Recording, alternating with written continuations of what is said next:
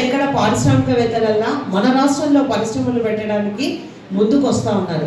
అందులో ముఖ్యంగా మన పాణ్యం నియోజకవర్గంలోనే ఓర్వకల్లు మండలం ఉంది.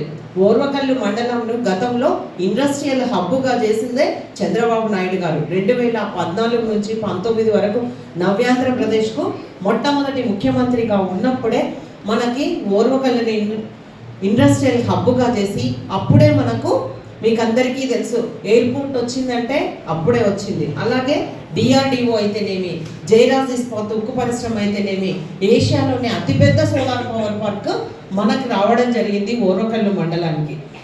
అట్లాగే మళ్ళీ ఇప్పుడు కూటమి ప్రభుత్వం అధికారంలోకి వచ్చిన తర్వాత ఇప్పుడు ఈ 1 year కాలంలోనే మనకి డ్రోన్ హబ్బు అక్కడ మనకి ఓర్వకల్లులోనే శాంక్షన్ చేశారు.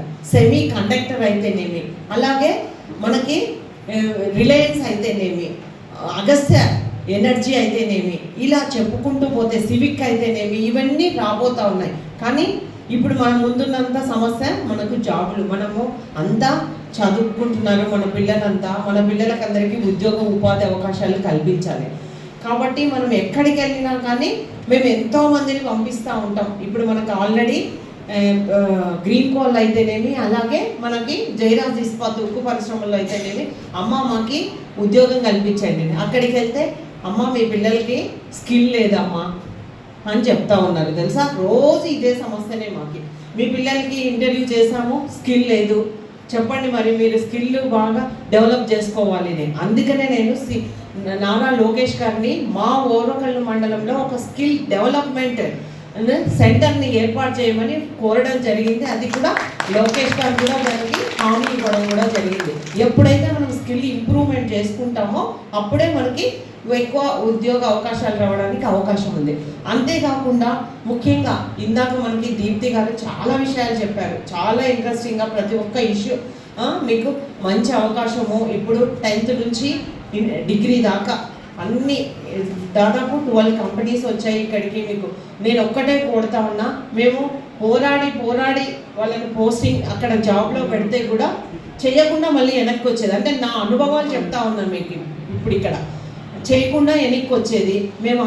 మాకు ఇక్కడే కావాలా, కర్నూలులోనే కావాలా, మా ఇంటి పక్కనే ఉండాలా. నేనైతే దీప్తి గారు చెప్తా ఉంటే ఇవన్నీ నా ఎక్స్పీరియన్స్లే. మా ఇంటి పక్కనే ఉండాలి, వేరే చోటికి ఇప్పుడు వెళ్తే మీకు మీ స్కిల్ బాగా డెవలప్మెంట్ అవుతుంది. అక్కడ పరిస్థితులు కూడా మీరు అవగాహన చేసుకో. ఇంతే జీతమే నాకు ఈడ చేసుకుంటే వస్తుంది, నేను అంత దూరం వెళ్ళి నాకు 15,000 20,000 అది కాదు. మనకు ఫస్ట్ మీకు ఎక్స్పీరియన్స్ అనేది ఉంటే పలానా చోట్ల చేశారంటే మీకు నెక్స్ట్ మీకు ఇంకో జాబ్కు 2-3 చోట్ల ఈ అబ్బాయికి ఎక్స్పీరియన్స్ ఉంది, ఈ అమ్మాయికి ఎక్స్పీరియన్స్ ఉంది అని వాళ్ళు మిమ్మల్ని తీసుకోవడానికి అవకాశం ఉంటుంది. కాబట్టి మీరు ఇంతే శాలరీ అనో ఇక్కడనే కావాలనో అనుకోకుండా దూరమైనా కానీ వెళ్ళండి. మేము ఇప్పటి వరకు సొంత కూడా అమర్ రాజా బ్యాటరీస్ జాబ్ మేళా పెట్టాం.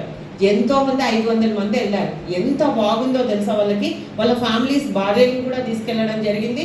అంతేకాకుండా వాళ్ళ పిల్లల్ని అక్కడే స్కూల్లో కూడా జాయిన్ చేసుకున్నారు. అసలు ఎంత బాగుందో. కాబట్టి ఎక్కడో చిత్తూరు పోవాలా, లేదు నాకు కర్నూలులోనే ఉండాలా, నాకు నంద్యాలనే ఉండాలా, నాకు ఓర్వకల్లే కావాలా, ఇది మాత్రం మీరు ఆ అపోహ మానేయండి. మీకు ఎంత దూరం వెళ్తే మీకు అక్కడి వాతావరణం తెలుస్తుంది. మీకు అక్కడ ఆ వాతావరణానికి మీరు అలవాటు పడి మీరు ముందుకెళ్ళడానికి అవకాశం ఉంటుంది. ఈరోజు 500 పోస్టులకి ఈరోజు మనకి ఇక్కడ జాబ్ మేళా పెట్టడం అంటే చూడండి, మనం ఏదన్నా ఎవరైనా అప్రోచ్ కావాలంటే ఎంత కష్టమో, అటువంటిది మన దగ్గరికి రావడం ఈ ప్రభుత్వం వచ్చిన తర్వాతనే ఇప్పుడు ఇది మేము రెండోది చేస్తూ ఉన్నాం మన పాణ్యం నియోజకవర్గంలో. ఇంతవరకు దాదాపు 610 మందికి జాబులు కేటాయించడం జరిగింది. కాబట్టి ఇప్పుడు ఈ అవకాశాన్ని కూడా మీరు సద్వినియోగం చేసుకోండి, మీలోని స్కిల్ను మీరు డెవలప్ చేసుకోండి అని కూడా ఈ సందర్భంగా మీకు అందరికీ తెలియజేస్తా ఉన్నా. ఇదే కాదు, ఇది ఈరోజు మనం సెలెక్ట్ కాలేదని నిరుత్సాహపడాల్సిన అవసరం లేదు. మళ్ళీ 3 నెలలకోసారి గవర్నమెంట్